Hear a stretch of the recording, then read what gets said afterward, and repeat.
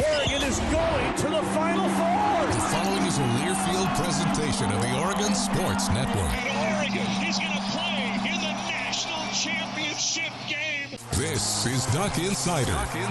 These are good problems to have, right? So much success that you have more than one place to be. 5-3, touchdown, Oregon. Off a dribble, launches, and hits the three.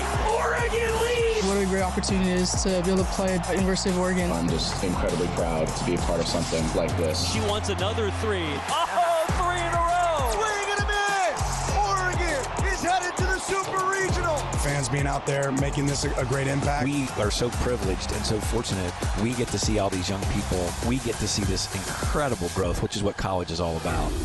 This is Duck Insider on the Oregon Sports Network from Learfield, presented by OnPoint Community Credit Union. People are the point. Now let's go live to the Country Financial Studio to talk Oregon Duck Athletics. Welcome into the show. It's game week. Turn my mic on. Thank you. I got a bone to pick. Okay. There have been some developments at the start of the show. All right. Joey and I are going to get into it. So Ryan hosts the show on Mondays. And it's so nice because we can just be like, hey, this is great. Like, Ryan's hosting the show. He takes care of some things in the studio. During baseball season, it's great. Joey Mac's here, by the way. But today, I said, Ryan, it's game week. I want to come on the show. So I come in thinking that there'd be a nice Aquafina water waiting for me after I've been at Autzen setting some stuff up. And I come in here, and the fridge has been restocked. I want to be clear about that. But the only thing that Ryan has put in the fridge are root beers. Ryan's a big root beer guy, and no water. But that's all right. So you know what I ended up with? I got my Diet Mountain Dew. That's good hydration. Happy game week! Happy game week, buddy. Happy game week, guys. Big day. You got your end of the story. I need mine. So Joey normally doesn't come in on Mondays. Sorry, I was parched. Had to chug. Thanks to our fans of Bigfoot Beverages. Get Mountain Dew. Awesome. Good save, buddy. Well done. They supply all of the drinks that are in this refrigerator. And so I'm in today. Scott's here. Austin's here. We're all in. Joey just got in before the show. So we're all here. We're having a good time. The three of us in studio. I go and I'm like, you know what? There's root beer in there. I'm a root beer guy. Joey knows that. I think specifically got the root beer for me. Ordered root beer for Cookie. And I appreciate it, obviously. Obviously appreciate it. But I went in. I was like, we're light on root beer here in this refrigerator. I got a root beer. Austin got a root beer. And we're pretty No problem with that. No problem with that. But just like when you restock a fridge and put the warm stuff in the front and leave the cold stuff in the back, you should restock everything equally in the fridge. Well, see, selfish decision. Am I right? I doubled up on the. There's other things in there. There's other drinks in. There's that no refrigerator. Water. There was no Starry. There was no Pepsi. There is Pepsi in there. No, it's just Diet Pepsi. No, Diet Pepsi's on top. Pepsi's on the bottom. Regular Pepsi's on the bottom. All right. Anyway, it's game week. Graeme Abel's on the show today, right? Graeme Abel's on the show today. We're getting Ashad Strother on the show today as well. Hear from him from last week. Dan Lanning, he'll have his weekly press conference coming up later today. Tonight, 6:45 on the Go Ducks YouTube channels where you can see it. And on the app formerly known as Twitter. It's still Twitter. X. Yeah. But, yeah, just to close out the whole restocking of the fridge. I tried to move on. I know you did. I would like the record to state that I doubled up the amount of root beers that were in there from before. There are double the amount of root beers in that fridge right now than there were when we walked into studio today. That's a good thing. Where's the water? I'm happy about it. The water's in my water bottle. This great, Oregon won this Fiesta Bowl, this water bottle. Yeah, good water bottle. This is where my water is. Yeah. That's where my water is. I've got one of those too. But, sometimes the bottle, you just want the cold bottle of water. That's all I'm saying. That's all I'm saying. So, Joey, it's game week. So, guys, it is game week. And so there was much to do about the big bowl on Friday's show. So this used to have 2 pounds of French fries and a burger in it. Did it take you all weekend to get through? Actually, it took me all afternoon to get through the burger. I did not eat dinner on Friday. And I'm sad to report that I could not eat all of the French fries. It took like 4 hours. I couldn't do it. So my recommendation, since we are now also known as the Concessions Review Board here on the Oregon Sports Network, this boat. It's literally a football boat. This will house the burger with the 2 pounds of French fries, also the big chicken sandwich, and the big nacho, available at Autzen Stadium this year. I just felt that I owed the fans a full review. This was the best snack bowl over the weekend that my son has ever utilized. So I have a 2-year-old. He just turned 2. Great eater. Eats literally all day. Wish I could do that still. I put some snacks in here. We did a little apple, little peanut butter. I had even some bins within the boat. You, a serial organizer, yes. I know you love that. So my son ate out of this all weekend. I'm telling you, it's worth it just for the big football boat you're going to get. And now we have to decide where it lives on the desk. Because don't worry, I'm going to get another one on game day so that my son can have his snack bowl back.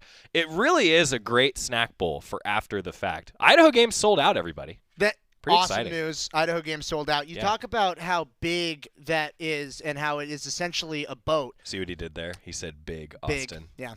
That was good. We'll see how many we can work in. Is Sometimes this going to be like our work. Cars broadcast that we did for baseball? It's just the Cars broadcast all year long. So it was Cars Day at PK Park, and Ryan and I took it upon ourselves to just have everything we said on the broadcast be a Cars analogy. You know, the reviews were actually surprisingly positive from that. I thought people would hate it after like 2 innings. So many texts, so many emails, so many tweets. It could have been just an incredibly vocal minority. But I enjoyed it. No, you know, the old rule in radio, a lot of old-time radio people have told me this, that if you got, like, when you would have, like, call-in shows, if you get one call with an opinion, the general rule, and depending on your market size, like, it would change, but it was like 100 people were thinking it, but only one person had the time or courage to call the show. So I often feel the same way about like comments and emails. Like if someone goes out of their way to send us an email saying like, "Wow, that was pretty good, guys. Like, had to hit the brakes and pull the broadcast over to change who was doing play-by-play." That was pretty good by you. I mean, so the point is, are we going to do that? Like, at some point, the big jokes wear off, right? Like, it's like, how often do you say Happy New Year to people in January? Like, you're not saying Happy New Year to somebody in February, even if you haven't seen them since December, right? Probably like, if not. I hadn't seen Scott until, like, February 1st, I wouldn't be like, Happy New Year, Scott. Sometimes in February you can get away with it. March, for sure, you're way past too far. March. So, I guess, like, at what point is, like, you know, I guess all season we could do it, but then, like, next year, that's way too long. I think it's a feel thing. Yeah. I think we're going to do it until it feels Big like feelings. it gets stale. Yeah. I mean, unfortunately, have I the French appropriately fries. derailed your Monday show? No, yet? I allotted. I kind of thought this in is my what Ryan rundown- wanted. In my rundown, I allotted like at least 15 minutes of nonsensical conversation. I think this is true now.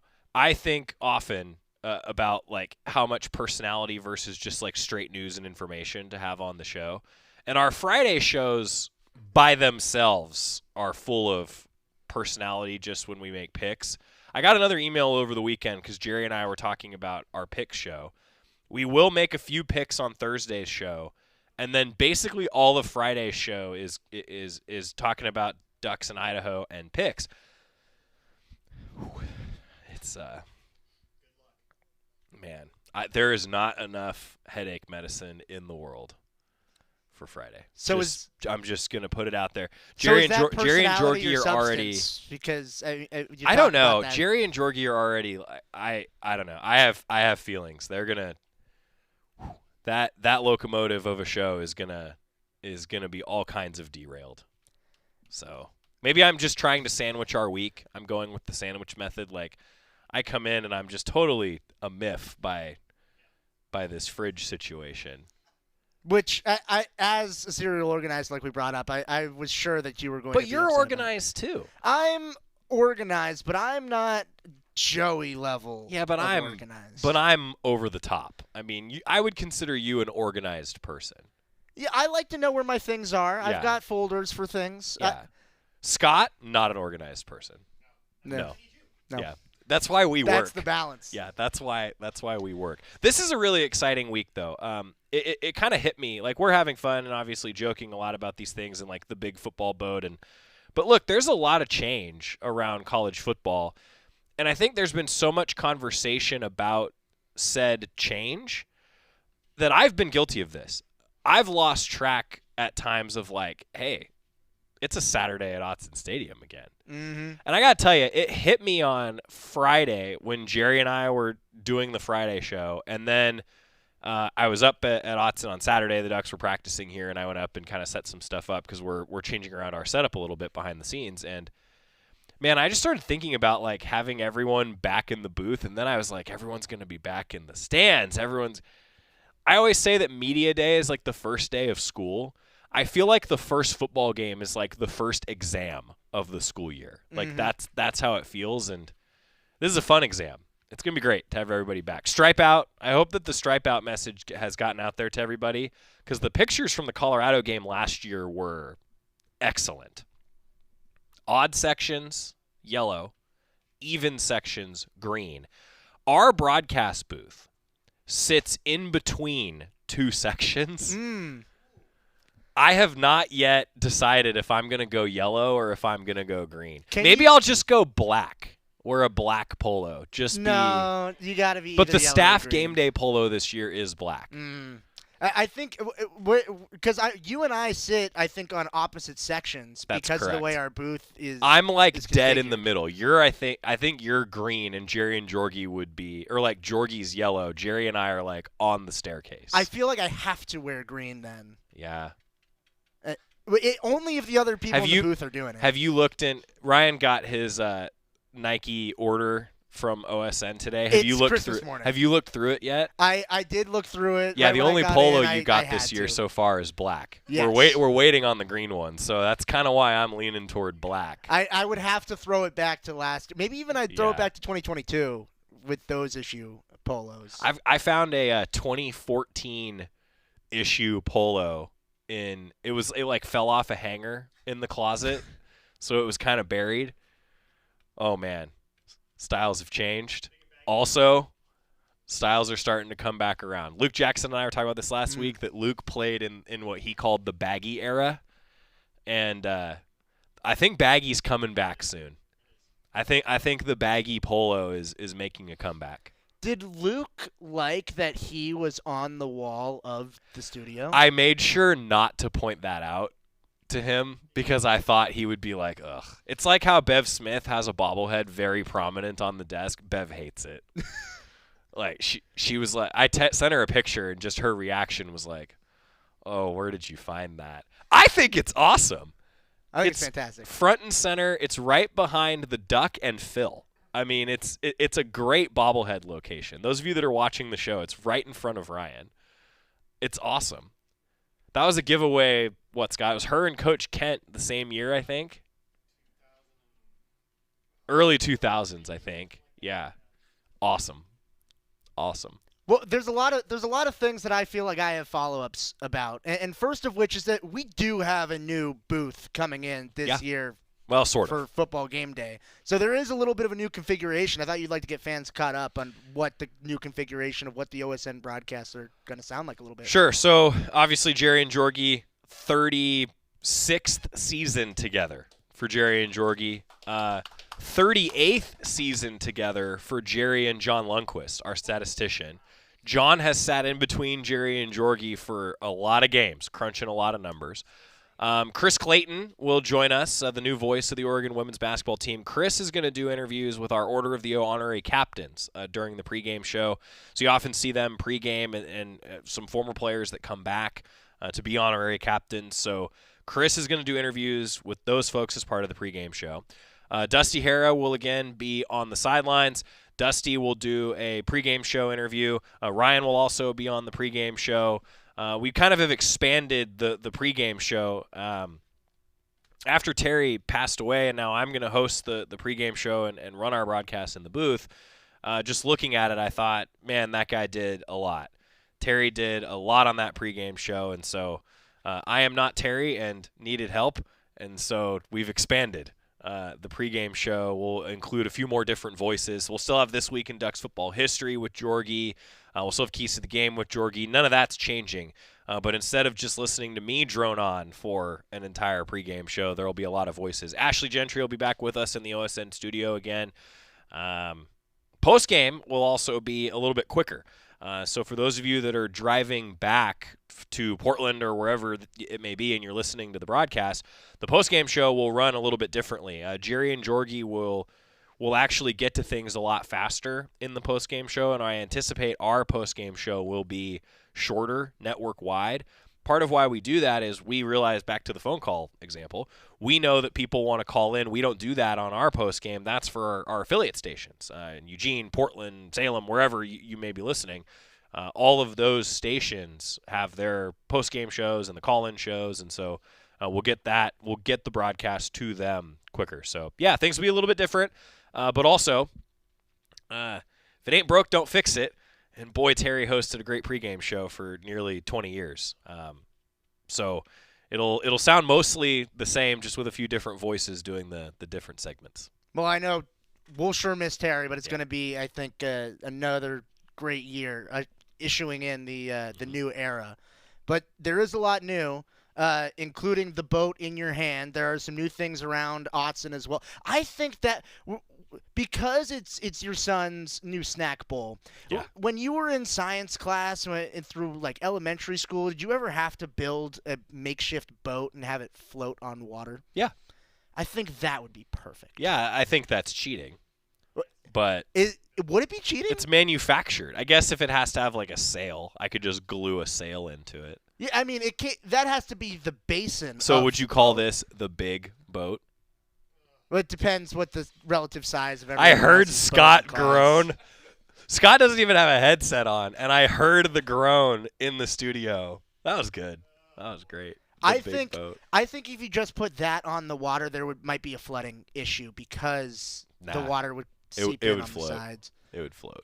The new cups, though, are great. Did you see that I added the cup to the desk? I did. Grass is damn green in Eugene, we had the old cups over here, now the new cups over here. I have so many iterations of those cups. I want to do, maybe that's going to be next year's studio renovation. I think we should do a shelf and do the cups through the years. Ooh, that'd be fun. Like starting from however far back. I think I've got ones all the way back to when I was a student, like 2011, 2012 maybe. Maybe we'll do like a shelf up above like the cups through the years. In the equipment room, they have like the baseball cleats through the years, and it's awesome just to see them like in a row. Yeah. There's like going on around social media. It's like the sports fan equivalent of like their collectible item, and it's just mine cups. I was gonna say mine is. Really? I think all sports fans are just the souvenir cups you get at game day. Yeah. Just over that. I had a lot of those as a kid. I just moved, and pretty much every single cup in my new apartment is a cup that I got as a souvenir cup. Yeah, that'll change when you get married. Speaking from experience. Yeah, well, right now it is glorious, and these 32 ounces serve me really well. Yeah. Hold on to those while you can, buddy. Hold on to those while you can. Yours are in a box somewhere? Well, no, there's a reason that most of what's on the desk actually is mine. There's a reason that the studio became this is just your man. It's really just it really is. It's me having never grown up because I work in sports, obviously. And it's funny. So when we had the sampling here on Friday, Lexi Cross from Women in Flight came in and she's like, it kind of smells like food in here. And we were like, yeah. And then I thought, I look up at the wall and I'm like, God, we would be an awesome sports bar in here. Uh-huh. Yeah. It would be a tough entrance. You'd have to walk through the whole building, but right. I just mean the aesthetic. Oh, it's great. It works. Do we need to take a break? We do. He's hosting the show. No. Look, hey, thanks for letting me derail your show. We'll hang out. But fans, for real, I'm glad that Ryan brought that up. We will have a little bit. It'll sound a little bit different on game day, but mostly sounding the same. And certainly it is a new era. It has struck me for sure. And also some things that should never change is how to properly restock a fridge. I love how you hold the football boat on its laces. Like a football? Yeah, like a football. So I found out the hard way that if I don't, it kind of falls out of my hand. We might have had a snack incident over the weekend. Well, that's just good design right there. I had popcorn. I had popcorn in it, and my son and I were eating out of it, and it kind of, I had to catch it. We had a fumble rooski on the play. I'm not a real popcorn at home guy, but that's a story for another day. We'll get to that. We're going to take a break. On the other side, Joey is devastated. We're going to take a timeout. We'll get his reaction when we come back on Duck Insider on the Oregon Sports Network. Who doesn't like popcorn? As a local community credit union founded by teachers, OnPoint is committed to supporting the students and faculty at the University of Oregon. And on game day, we're right there with you, on the field, in the bleachers, and in the classrooms. Drop by our local branch today and discover the many ways OnPoint can help support your financial well-being. OnPoint Community Credit Union. People are the point. Federally insured by NCUA. Equal housing opportunity. At Shadow Hills Country Club, we're more than just an award-winning golf course and practice facility. Our events team offers all-inclusive event pricing that allows us to take care of all the details while you enjoy your event. Our indoor and outdoor venues offer you a wide variety of fully staffed options that put the focus on you. From weddings to business and social events, at Shadow Hills Country Club Events Center, you get the benefits of a resort atmosphere and amenities in a peaceful country setting, just minutes from downtown Eugene. Call for a tour today or visit shadowhillsevents.com. Duck Insider continues after this timeout on the Oregon Sports Network from Learfield. Hi, I'm Ryan Blaney, a third-generation race car driver, and I dedicate a lot of my time going fast. But when my grandpa was diagnosed with Alzheimer's, it was a very unexpected bump in the road for us. It's important to notice if older family members are acting differently or having trouble with routine tasks. Early detection of Alzheimer's can give your family time to explore support services and access available treatments. If you or your family are noticing changes, it could be Alzheimer's. Talk about seeing a doctor together. Visit alz.org/time to talk. A message from the Alzheimer's Association and the Ad Council. Kids ask their parents a lot of questions. Why can't people fly? Gravity. Is the moon really made of cheese? Yep, cream cheese. When can I move into a big kid's car seat?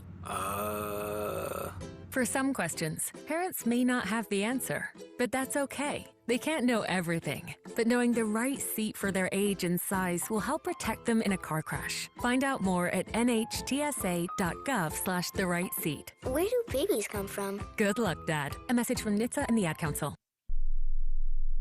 You know you make me wanna kick my heels up and throw my hands up and throw my head back and come on now, so good to see you. Back here in the Country Financial Studio, it's Duck Insider, brought to you by OnPoint Community Credit Union. Ryan Milano, not a popcorn fan. Joey Mac, devastated about it. I'm not even going to go there. Kettle corn, great. Popcorn, not my style. Do you want to talk football? Yes. I think this team's going to be really good. I think this team's going to be really good. Practicing this morning, again, there are things that happen during game week where it starts to settle in, and everyone's question right now is always like, well, what's two deep going to look like? And it's so interesting how much that has changed in the last 10 years. Like, in general, I would say coaches have been more secretive about just releasing a depth chart for various reasons. I mean, there's certainly a competitive advantage, right? But it strikes me, too, that the idea of a two-deep used to be like you had a starting 11 and then you had a backup. That's really not the way it is anymore. And I think Oregon is a great example. I mean, look at what Coach Lanning's defenses looked like at Georgia. There were 22 guys that were rotating at different spots because you want to keep the snap count down so that you can go max effort. And similarly, there's certain players that are better in different situations. This isn't a surprise to anybody, but I think this whole idea of the two deep, and I'm sure there will be questions in Coach Lanning's press conference about it tonight. This whole idea of we need to have a two deep, I think that's gone. I think now it's really like a three deep. You need to know what the situations are, particularly on defense. You need to know what the situation is, and in my own preparation, I've kind of adjusted how we have these broadcast boards, right, that we call them, and I've kind of adjusted how I do mine just based on that. Well, you have to. Oregon, you hear so much coming into this season through fall camp about the two-spot practices that Oregon does, where they have 88 guys on the field at all times getting reps. Yep.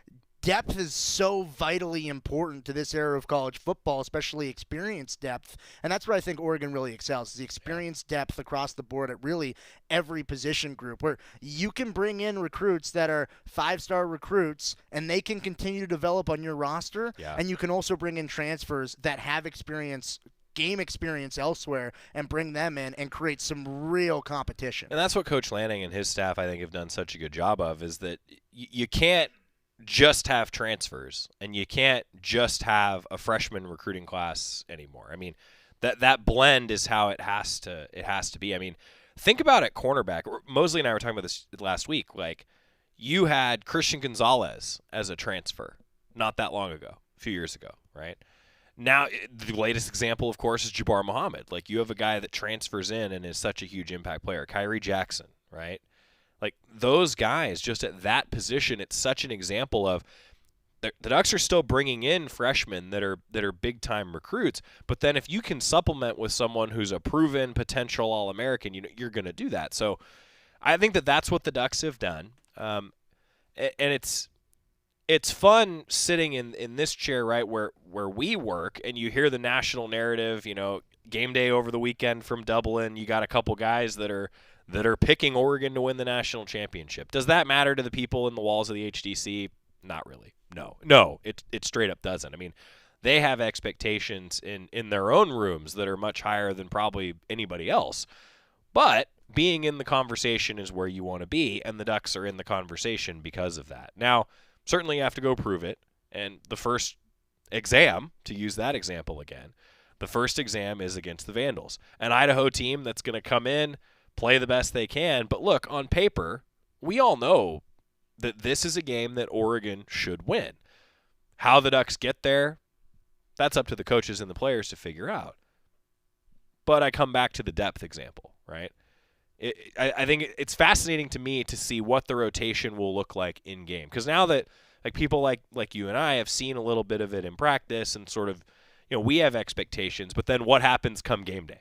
What happens when it's actually the first college football Saturday or Thursday, Friday, Sunday this week? The Ducks are playing on Saturday. The Ducks are playing on Saturday this week. There's week 1, week 0.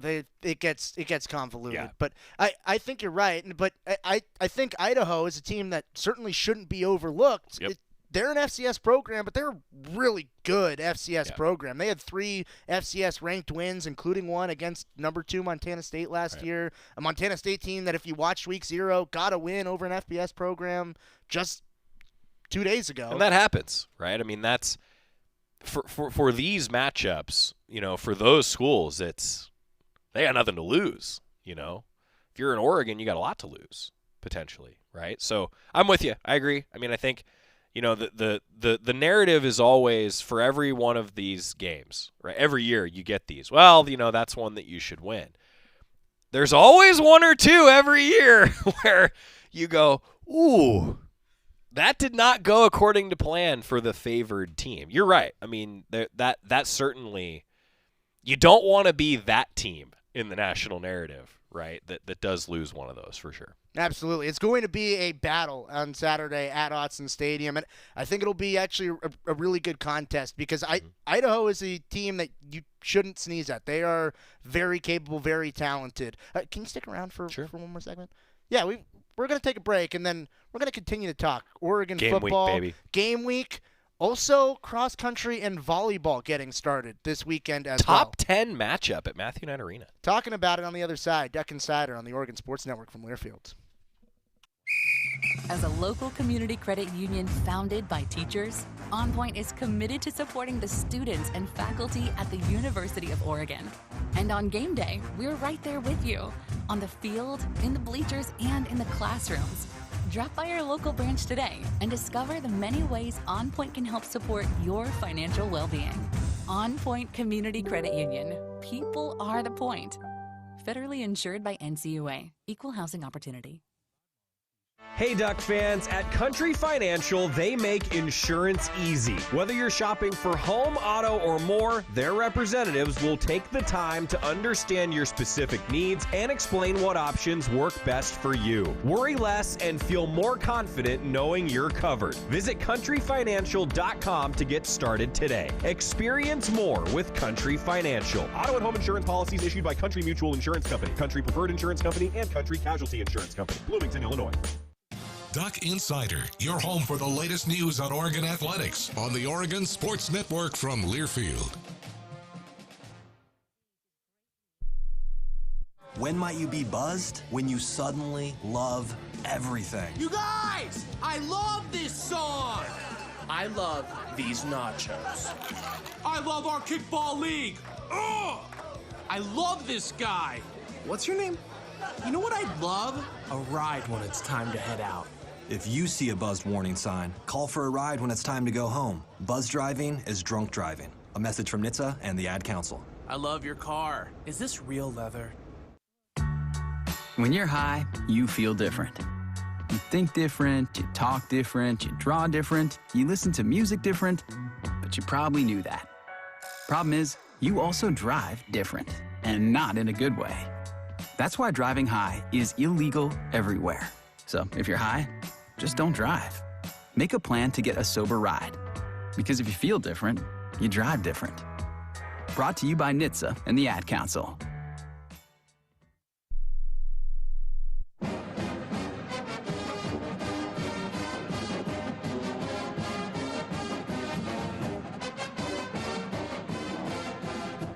Welcome back to Duck Insider here in the Country Financial Studio. Brought to you by OnPoint Community Credit Union. Ryan Milano, Joey Mac. It's game week for Oregon football. It's match week for Oregon volleyball. Oregon cross country starts up. Oregon soccer back at home. We'll have Graeme Abel on the show coming up in the next segment.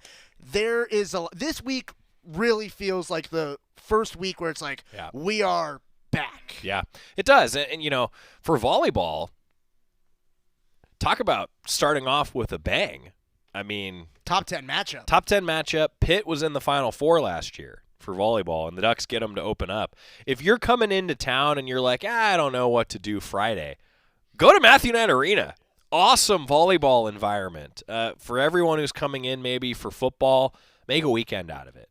I'm really looking forward to being at Matthew Knight Arena again on Friday. And certainly, you know, there's so much hype for this football season, and I do hope that the other fall sports, cross country, soccer, volleyball, get some benefit from that.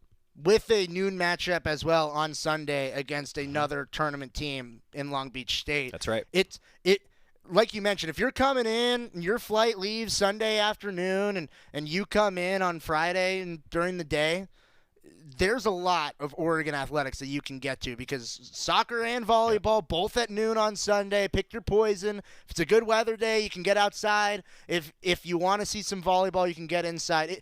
It really is. This is the time of year where it's really exciting to be an Oregon fan because everything's really starting to click at the same time. Well, and it's usually by design when you have a football home game. You know, in a perfect world, at least one of volleyball and soccer are also at home. Now, obviously, the schedules don't always work that way, but there's no doubt about it that when fans are here for football, chance to have some of those other sports get a few extra fans. And I think the volleyball team is going to be really fun to watch this year. I'm fascinated by, like, there's so much focus on football, obviously, in conference realignment, and certainly that's what drives it. Don't get me wrong. But you look at volleyball now in the Big Ten. That's as power of a conference in any sport that you're going to find. Like, the narrative is always it's the SEC and the Big Ten in football. For a long time in softball and in baseball, it was the Pac-12 and the SEC. In volleyball, it's the Big Ten and everyone else. I mean, it's amazing to look at how strong that conference is now in volleyball because Oregon, Washington, USC, and UCLA, consistent top 25, top 50 programs. The last few years, Oregon's been a top 16 program under Coach Ulmer. I mean, I'm serious. Like, find me another sport in another conference that is that much of a power for Big Ten volleyball. That might be the one. I'm really glad you bring that up because the thing that I think I'm most looking forward to this entire year is that shift in sort of conference supremacy of it in each individual sport, because there's so much realignment. The power structure in collegiate athletics is changing in the conference perspective. I'm really excited to see that over the course of the entire year, and I'm really excited to see that in the microcosm this weekend. For you, thing you're most looking forward to over the weekend? Do you have one?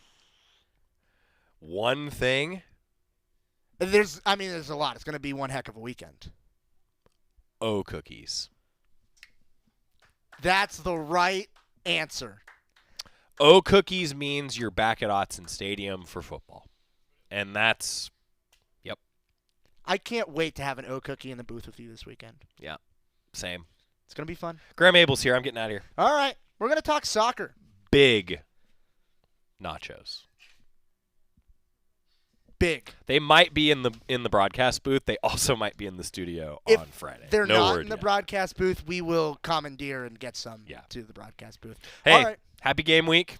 Good to see you. Hey, thanks for joining me. Everybody, thanks for letting me discuss fridge stocking. And now, Graeme Abel will tell you interesting things. We'll take a timeout. We'll get to the coach of the soccer team when we return on Duck Insider on the Oregon Sports Network from Learfield. There's still time to squeeze more out of summer at Toyota's National Sales Event. Now, if I can just squeeze more clothes into this suitcase for my road trip, got it! Dealer inventory may vary. See your participating Toyota dealer for details. Event ends September 3rd. Toyota, let's go places. As a local community credit union founded by teachers, OnPoint is committed to supporting the students and faculty at the University of Oregon. And on game day, we're right there with you, on the field, in the bleachers, and in the classrooms. Drop by our local branch today and discover the many ways OnPoint can help support your financial well-being. OnPoint Community Credit Union. People are the point. Federally insured by NCUA. Equal housing opportunity. There's still time to squeeze more out of summer at Toyota's National Sales Event. Now, if I can just squeeze more clothes into this suitcase for my road trip, got it! Dealer inventory may vary. See your participating Toyota dealer for details. Event ends September 3rd. Toyota, let's go places. This is Duck Insider. Duck Insider on the Oregon Sports Network from Learfield. Are you prepared for an emergency or disaster? Because it's not a matter of if, but when. Don't find yourself saying, I'll trust water bottles and a flashlight to save the day, but I'll be proved wrong. With a tornado approaching, I'll realize that I like a wheelchair-accessible shelter. When the floodwaters rise, I'll be up in the attic with 20 cans of beans. It's a recipe for disaster. Let's prepare so we all have a better story to tell. Get started at ready.gov/older adults. Brought to you by FEMA and the Ad Council. Comes to a gun suicide attempt, all it takes is a moment. My son, Ricky, took his life by the use of a firearm. It broke me, and I contemplated suicide. My grandson, I was gonna have to be here for him. I still own my firearm. I keep it in a safe because I want to keep my grandson and myself safe. Store your guns, locked, unloaded, and away from ammo. Hear more safe stories at endfamilyfire.org. Brought to you by Brady and the Ad Council. I want you to know. I said I want you to know right now. You've been good to me, baby. Welcome back to Duck Insider. We're here inside the Country Financial Studio, and we're switching gears over to soccer, Coach. What's up, buddy? How we doing? How are you? Welcome back from the road. Appreciate it.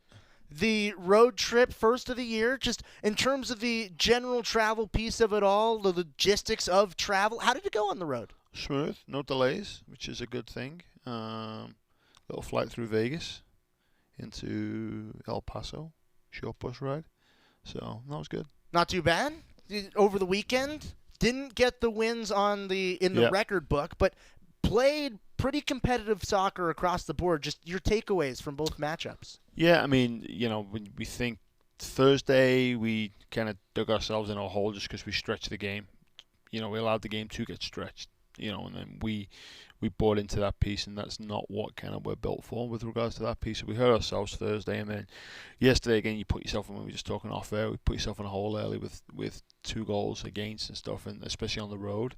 That's difficult to come back with. I mean, I thought we did a lot of good things well yesterday, but when you're down 2 goals on the road and you're chasing it, and you just leave yourself vulnerable and open for other opportunities. You talk about chasing a game, but in both Thursday and on Sunday, you punched almost immediately back with a goal of your own after the opposing team scored. That makes it a little bit easier to get back into it after you're chasing, to even it up or get back into the game that quickly? Yes and no. I mean, I think obviously on the scoreboard, yeah, but you use a lot more emotion to get back into the game, and you have to put a lot more into it, and you got to do things a little bit differently. And maybe if you're chasing the game later in the game and things like that, but you prefer to get out ahead on teams and operate from there. How much does emotion play a part in your game? How much of a momentum swing does the emotion of the game really bring in any given match? Well, our game's different than most American sports, right? There's no timeouts. There's no coaches don't call in plays, and so it's a lot more fluid than probably most sports, and so in the American side of things, in England, we don't have. None of our sports have timeouts. I mean, probably the slowest one's cricket. You know what I mean, with regards to that. But it's not like the coach is calling a timeout and bringing the players in and things like that. So it's different, and you have to control your emotions and things like that when you're playing, because, there's things you can do to create a timeout and things like that. We have water breaks and things like that as well, but it is different.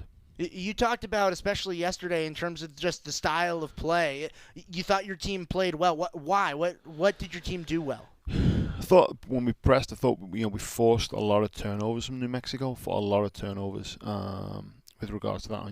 With regards to yesterday, just didn't do enough with the ball. When we played through the numbers, we came back under their numbers too much, didn't turn and then go and try and hurt them with regards to that piece. When Taylor Bryan came in, she did a really good job of turning and running at them and really driving at the heart of them, and she hurt them with regards to that piece. But we didn't do enough of that to hurt them that way. And like I said, I thought the pressing was good. When we connected and did what we wanted to do with the ball, we got good moments out of that piece, but didn't do it enough. You talked last week about wanting to be more of a threat in the attacking third. Is that what you're talking about with Taylor Bryan? Yeah, absolutely. I mean, she's dynamic, and she's still adjusting to the way we play a little bit, and so. But I thought yesterday was, obviously she scored the goal against Seattle, but I thought yesterday she was as effective and consistent as she's been yet. Was probably our most dangerous player on the attacking side of the ball.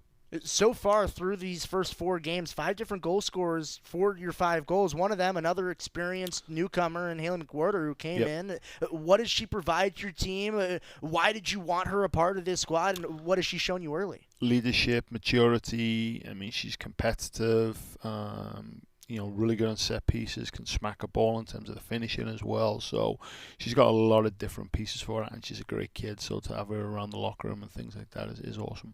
Someone a little bit younger who was on the team last year, Cam Bourne. She also found the back of the net this weekend, her first career goal. How has she developed throughout the offseason from last year to this year? Is she a different and better player this year than what we saw from her last year? Yeah, I mean, Cam hasn't gotten herself fully going yet, so she's still pushing that piece to get herself into the rhythm of things. And she's someone who we invested a lot in last year because we knew she had a big future here. And so you can continue to see Cam, jump up week to week to week, and we can get her going at her best in the next couple of weeks. Is that rewarding as a coach, where you see these athletes come in as freshmen and then to see their development continuing to move forward, where we're seeing sophomore Cam and continuing to move forward and continuing to thrive now? Yeah. I mean, it's great. I mean, it doesn't happen as much as it did in the old days, you know what I mean, where you recruit 8 and they'll be there in the senior year. You know what I mean? Just it's a lot more fluid now with the portal and things like that. So it's great to see their development, and I mean, go back to a kid from last year with Jordan Snyder, and watching her from when I first got here. I think she was a redshirt freshman to when she graduated. You just see them as people.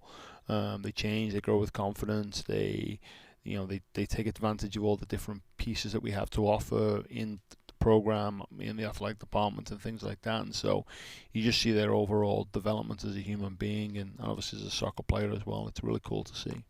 set piece is such a vital part of the sport. Sydney Hennessy has been taking a lot of those set pieces. Yep. What makes her equipped to be the person who is on ball on those set pieces? Yeah, she strikes a good ball. She's good technically. Can deliver a ball into an area. It's fairly consistent with regards to those pieces. Cam can do it as well. Carly Cormac's very good at it.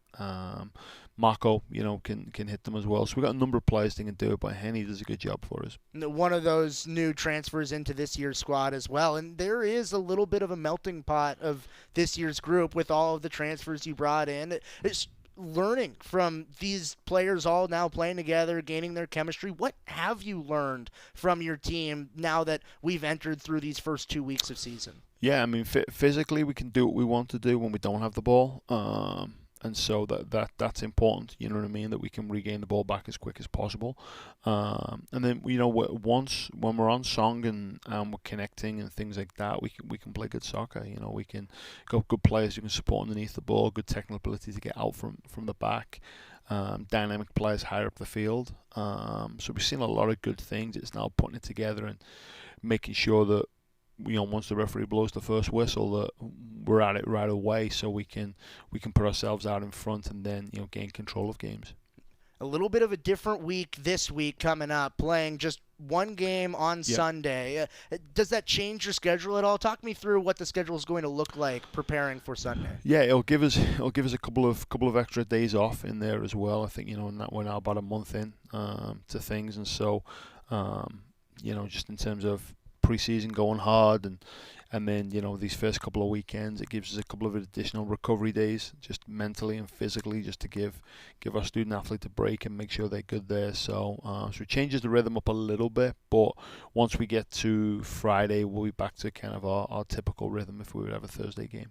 So Thursday, typically when you would have a game, football sometimes if they have an off week, they'll sometimes scrimmage, they'll go hard. Yep. Sometimes it'll be an off day for other sports. What do you do for your sport? Is that an off day, or is that all right? We're scrimmaging, we're going. No, so we work off of a kind of a 3 days back from the game. So typically, if you're thinking we're playing on a Thursday, match day -3 is on Monday, which is our off day. Match day -2 is our Tuesday. Match day -1 is our Wednesday, and then obviously game day or match day is on the Thursday. So if we think about the same thing on Sunday, we'll just treat that like a Thursday game and work back from there. So Thursday will actually be our off day with regards to that, which allows us Tuesday, Wednesday. So you talk about football doing scrimmage and things like that, we'll likely do that on Wednesday, and then that will give us an opportunity to play again. We'll obviously play 90 minutes in it, but we'll play something controlled and get some things done that we need to do to keep moving the team moving forward. Going against CSUN on Sunday at noon at Pape, just your initial scouting report. Yeah, I mean, Gina's a really good coach. I mean, she's been all over the place, Santa Clara, UCLA, and so they'll be organized, similar shape likely to what we've seen in the last couple of games with regards to that. She's just taken over the program, so she'll be looking to put her imprint on it, and they've gone after teams in terms of when they've played, so it'll be another good challenge for us. You've now played at home, you've played on the road.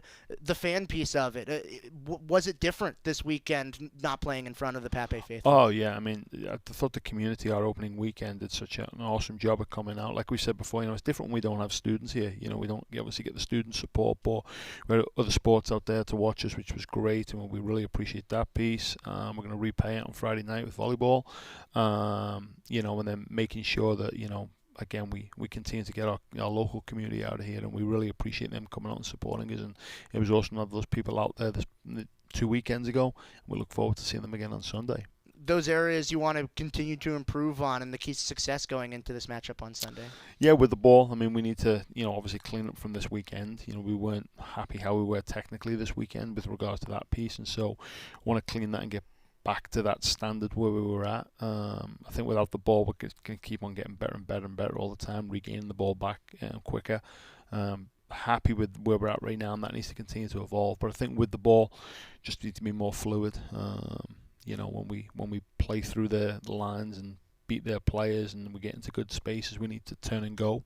not come back under the lines to rebeat them again. So again, just getting into good spaces, turning, facing up, and trying to do some damage. Your sport, in terms of the collegiate schedule, is really unique because you start 2 weeks before everybody else does. And now that this weekend is where volleyball and cross country and football, they all get involved, does it feel like there's a little bit more just buzz around here, around the office, around the I know the there's lots of tents getting put up around Pape. I know that piece. So, and we've seen all the parking lots get painted for the tailgate. Yeah, you know, it's football season around here. Everything just kind of gears up a little bit, and there's a lot more activity and things like that. So, yeah, I think for us, fall sports, whenever and New Mexico, when we were there this weekend, they played a home football game as well. So they were tailgating when we were out there practicing. So, yeah, for being a fall sport, it's always cool when football starts to get going, and there's more of a buzz in the air and things like that. So, especially a big school like this and with a high-profile football team. Well, you guys especially picked a really good match to go show up for volleyball. Top 10 matchup to open up the season.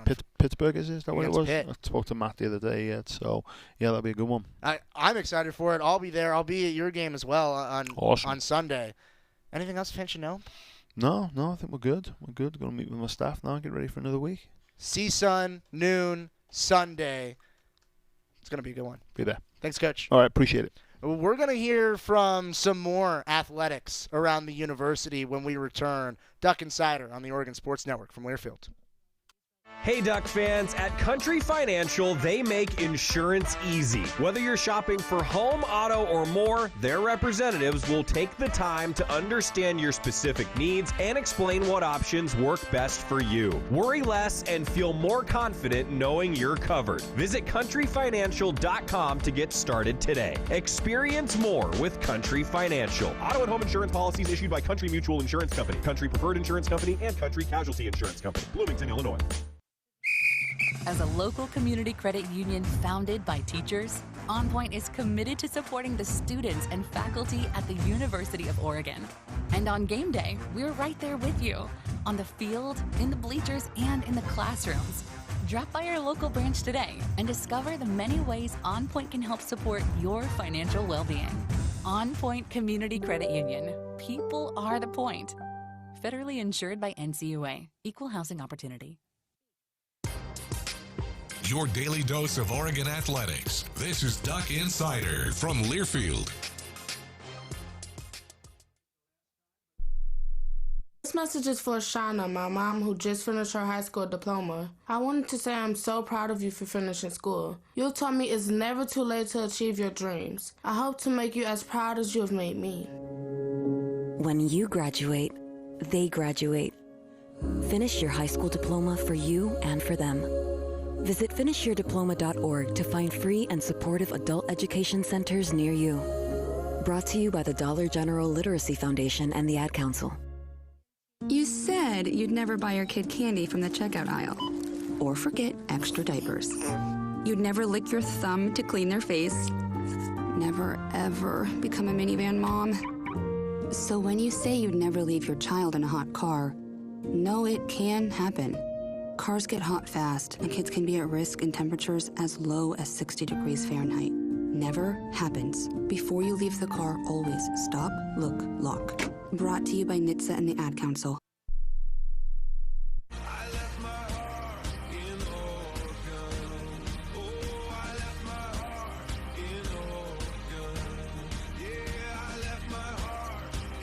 Back here in the Country Financial Studio, it's Duck Insider, brought to you by OnPoint Community Credit Union, where people are the point.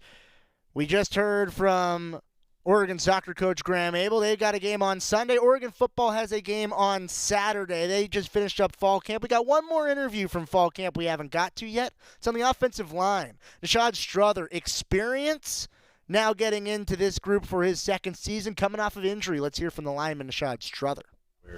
You're in a similar spot, and things obviously get away from you, and I'm sure it was disappointing because not just because you get hurt, but with an arm injury that sets you back even more than just recovering itself. Yeah. Where were you mentally a year ago, and how different is it now? Yeah, I was in a pretty tough spot last year, dealing with the shoulder injury and kind of regressing a little bit from all the progress that I had made. I was in a tough spot mentally, honestly, but I had some good guys around me, and I'm happy to be back and healthy this year, so we'll see what happens. When the circumstances are flipped now and you've got this opportunity, how what has the last week been since Mac gets hurt to have this situation in front of you where you're vying for that kind of Yeah, I mean, you hate to see a guy get hurt, especially Matt. You know, he's been a good guy for our room and all that. Hate to see him go down, but, you know, it's next man up mentality always. So hope he comes back soon enough, but, you know, it's next man up for now. We've seen you working at both right and left. Preference anymore for you? I'm comfortable either way, you know, just wherever the team needs me, you know, I'll be there. What's the communication been like at center? We've seen just a good number of guys still rotating there. Yeah, you know, Charlie, Poncho, Kanan even. Yeah, I'm comfortable with all of them. You know, all those guys are really smart, know the playbook in and out. So I think we're solid at center as well. You feel physically back to normal? The shoulder thing, I can kind of throw somebody. Yeah, It's been a while now, but like you feel. Yeah, like I do. Right? I do. I feel back to normal. You know, the rehab was a long process in the beginning. You know, the AC was something I had never dealt with before. You know, it was kind of different. You know, a grade 3, so it was pretty significant. So dealing with that firstly, or like when it first happened, was kind of difficult, but it's back to normal now for the most part. Does it take much to get confidence back in like an injury like that? Yeah, it did, honestly. It took me a while to, you know, throw a punch again, you know, just to, because you don't want to re-aggravate it, you know, but, you know, you have to put yourself back out there at some point. So, you know, just kind of throw yourself back into the fire and hope you trust your rehab, trust your trainers, and everything will be all right. Was there ever like an aha moment where you're like I'm back? Yeah, a little bit. You know, during spring ball, you know, I was out there throwing my hands around a little bit, you know, felt like I was getting back to my old self, so it was good to feel. So even though you were playing 5 games last year after you came back, like basically you were playing it well under 100% to where you yeah, definitely wasn't 100%, but you know, I felt like I could go out there and play if I needed to. So just being there for the team and what they needed, you know, in that time, you know, I did what I had to do. A lot of the players have just talked about the 2 practice fields during fall camp and that really helping promote development. Do you feel like that's helped with your development this fall camp and from the team's development standpoint? Yeah, absolutely. You know, we go 2 spot in practice. I think it helps with the conditioning, you know, 2 groups on each field. So, you know, a lot of the young guys get reps, the older guys get reps, you know, everybody watches each other, you know, conditioning, development mentally, all that. I think it helps a lot. That's Nishad Strother breaking down Oregon football fall camp as we enter into game week this week. Yeah, Oregon going to be playing at Autzen Stadium against Idaho on Saturday at 4:30. It's going to be a good one. Also, Oregon cross country, they open up the Utah Valley Invitational on Friday morning. Volleyball, they got a doubleheader at Matthew Knight Arena, and soccer playing CSUN over the weekend. All the schedule notes on GoDucks.com. Also, Dan Lanning, his Week 1 press conference, that'll be coming up tonight at 6:45. You can stream that on the GoDucks YouTube channel. See you, everybody. Go Ducks. August was born 3 pounds, 9.8 ounces. When I first saw him, it was a whole range of emotions. There's stuff I still want to do. Being a young dad, it's not giving up. It's shifting. I looked through his eyes. I can envision a whole future with him already. To throw the first football to him, give him ice cream for the first